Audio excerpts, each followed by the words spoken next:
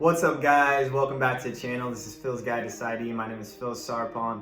This channel is dedicated to all things clinical psychology. Hopefully you guys are doing well. So today's video is a very special topic. In this video, I'm gonna give you guys my number one tip, my number one survival guide tip to getting through grad school. Now, one of the reasons why I wanted to make a video about this is that honestly, guys, this whole channel is built so that you guys can be successful, whether it's in your application process, whether you're interested in clinical psychology school, or whether you're already in clinical psychology school. And honestly, the best tips, the best advice that I have is advice that I get from all different faculty members as well as other students to help you guys think about your journey as you go and become a clinical psychologist. The number one tip in terms of getting through grad school, are you guys ready for it? Is getting a mentor.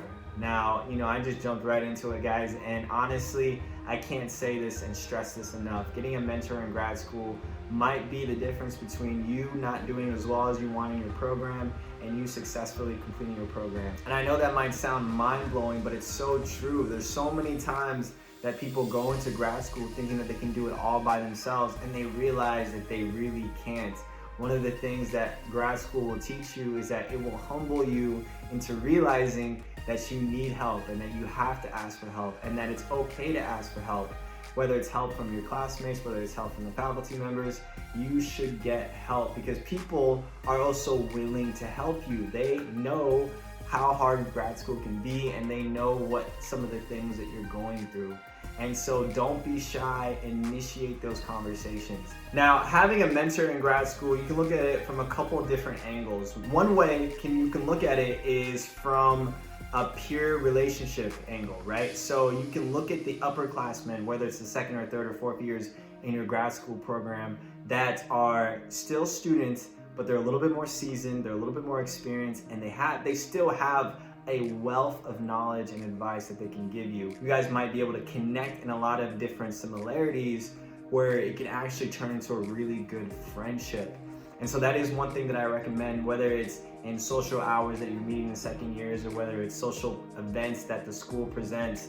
Definitely have those conversations with those upperclassmen, ask them a ton of questions, ask them about their experiences, get to know them. Because here's the thing, one of the best ways to actually do the thing that you want to do is to find other people that are also doing that thing, but are a little bit ahead of you. Finding peer relationships, people that have already gone through the first year or the second year and are seasoned, right? At this point, they're almost halfway done or they're a year away from completion. And so in that span of time, not only are they gonna be able to give you guys advice, but they're gonna be able to give you guys relevant advice, right? Advice that's not like 20 or 30 years outdated. And so that is definitely one thing that I recommend, guys. The other advice too is that obviously you can get mentorship from either the professors or the faculty members. Now, this is obviously a no-brainer because they're already clinical psychologists, right? They're already working, they're already professionals.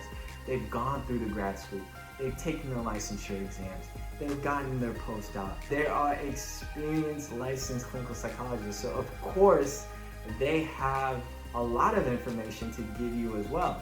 Now, here's the thing.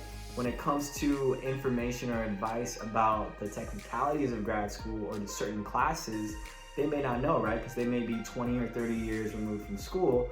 But here's the thing.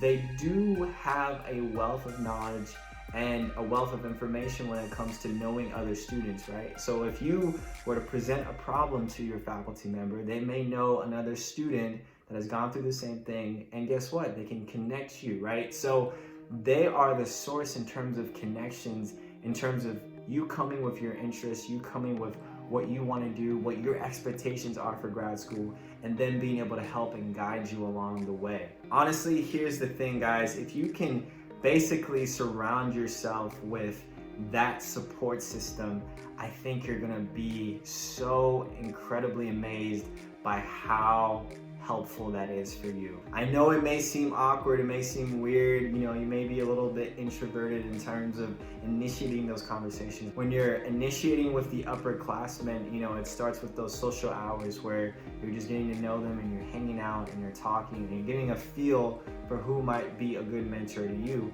And honestly, it's as simple as asking, hey, can you be one of the people that I go to that basically I ask for help, right? And you get their number and you connect, and you don't only connect in school, but maybe you connect outside of school and you really build that friendship. With faculty members, it might be a little bit different, but it's as simple as dropping in on their office hours. Even if you have no questions at all, dropping in, saying hello. I think so many times people don't treat faculty members as people, and they just go to them and they just ask them a bunch of questions and they get the answers and they leave.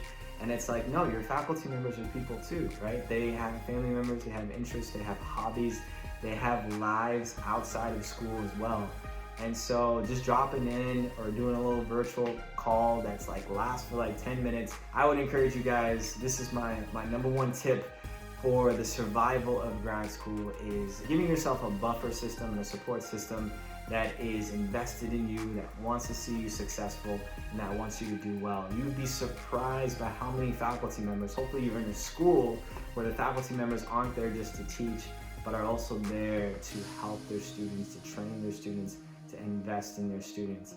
And hopefully you're in a program too where the upperclassman is just as helpful and is just as supportive.